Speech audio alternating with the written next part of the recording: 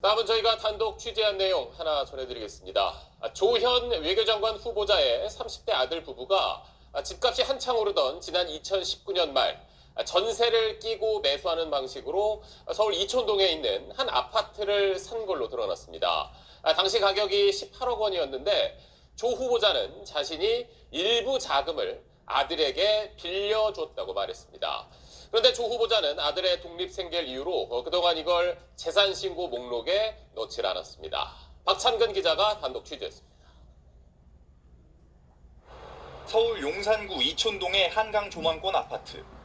지난 2019년 12월 당시 35살이던 조현 외교부 장관 후보자의 아들과 그의 부인은 이 아파트의 200제곱미터 매물을 전세를 끼고 사들였습니다. 같은 아파트의 바로 옆동엔 부모인 조 후보자 부부가 2004년부터 보유한 집이 있습니다. 2019년 하반기는 부동산 가격 상승 탓에 당시 정부가 전세 끼고 사는 갭 투기를 차단하는 조치와 같은 부동산 대책을 내놓던 시기입니다. 당시 조 후보자는 주 유엔 대표부 대사로서 고위공직자였습니다. 아들 조 씨 부부의 매입가는 18억 원. 비슷한 시기 같은 면적 매물의 전세 시세를 고려하면 10억 원 안팎의 매입 자금이 필요했을 걸로 추정됩니다. 조 후보자는 SBS에 아들이 아파트 매입 자금을 마련하는 과정에서 자신이 금전대여 형식으로 자금을 지원했다고 말했습니다. 또 아들 본인의 자금과 그의 외조모에게서 증여받은 돈도 매입 자금에 포함됐다고 설명했습니다. 미국에서 변호사로 일하던 아들 조 씨는 2021년 국내 대기업으로 이직했고 2019년 12월 매입한 해당 아파트로 2022년 9월 주소지를 옮겼습니다. 이후 1년도 채 안 돼 미국으로 돌아간 걸로 파악됐습니다.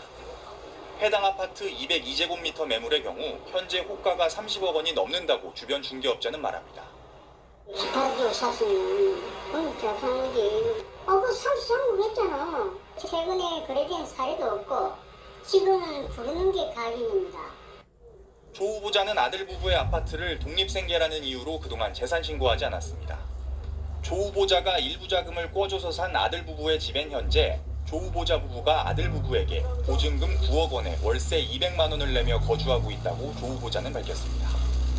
조 후보자는 아들 주택 매입 과정에서 편법 증여 등이 있었느냐는 SBS의 질문에 증여세는 모두 냈고 금전 대여 역시 불법적인 내용이 없다고 해명했습니다. SBS 박찬근입니다. 조현 외교장관 후보자의 아들 부부가 지난 2019년 18억 원짜리 아파트를 살 때 조 후보자가 자금을 지원했다는 내용 저희가 전해드렸습니다. 그런데 어제는 자금 일부를 아들에게 빌려줬다고 해명했던 조 후보자가 오늘은 증여한 거라고 하루 만에 말을 바꿨습니다. 조 후보자가 지난 2023년에도 5억 원을 대출받아 그 가운데 일부를 아들에게 지원한 사실도 확인됐습니다. 박찬근 기자가 단독 취재했습니다. 당시 30대였던 조현 외교부 장관 후보자 아들 부부가 지난 2019년 12월 18억 원짜리 서울 이촌동의 아파트를 전세를 끼고 살 때 조 후보자와 아들은 모두 한국이 아닌 미국에 있었다고 조 후보자가 오늘 밝혔습니다. 그러면서 조 후보자는 본인이 6억 원, 아들의 외조모가 3억 원을 각각 아들에게 증여해 줬다고 말했습니다. 이어 취득세 납부에 필요한 1억 원도 아들에게 증여했다고 덧붙였습니다. 이에 대한 증여세도 다 냈다고 했는데 납부 시기는 언급하지 않았습니다. 조 후보자가 아들에게 증여했던 총 7억 원의 출처는 뭘까?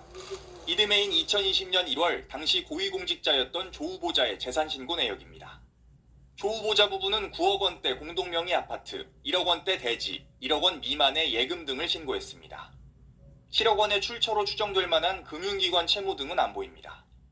7억 원의 출처와 증여세 납부 시기에 궁금증이 커지는 이유입니다.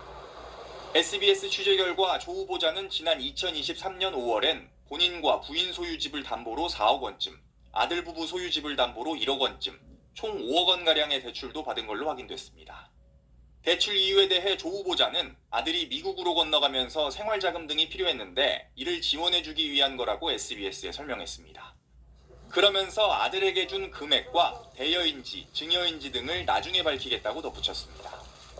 조 후보자는 2018년 이후 공직자 재산신고 때마다 아들이 독립생계를 유지한다며 아들 자산은 전혀 공개하지 않았습니다. 조 후보자는 독립생계라는 아들에게 아파트 매입을 위해서 2019년엔 7억 원을 증여했고 2023년엔 생활자금도 지원했다는 얘기입니다. SBS 박찬근입니다.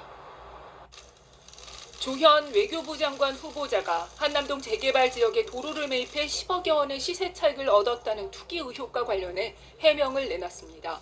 조 후보자는 외교부를 통해 배포한 입장문에서 2003년 해당 부지 매입 당시 자신은 무주택자였고 당시 자금으로 주택 마련이 여의치 않아 부동산의 권유로 도로를 매입했다가 2020년 매각했다며 내부 정보로 해당 부지를 매입했다는 의혹은 전혀 사실이 아니라고 해명했습니다. 앞서 조 후보자가 대통령 비서실에서 파견 근무하던 2003년 6월 배우자 이모 씨가 지분 쪼개기 매입으로 서울 보광동 일대 도로 부지 90제곱미터를 샀는데 5개월 뒤 이 지역이 한남 뉴타운 3구역으로 지정되면서 내부 정보를 알았던 것 아니냐는 의혹이 언론을 통해 제기됐습니다. 중앙일보는 조 후보자가 매입 당시 1억 원 수준이었던 해당 부지를 2020년 11억 2천만 원에 팔아 10억여 원의 시세 차익을 봤다고 보도했습니다. 조 후보자는 오늘 출근길에도 취재진을 만나 당시 한남동 재개발은 다 알려진 사실이었고 부동산에 전부 소문이 나 있었다며 내부 정보 의혹을 부인했습니다. 또 당시 자신은 살 집을 사야 할 것 아니냐며 반대를 했지만 아내가 처가에서 받은 돈으로 도로 부지를 샀다고 말했습니다. 또 문재인 정부 때 아내의 만류에도 불구하고 매도했고 매매가의 45%를 세금으로 정확하게 냈다고 설명했습니다.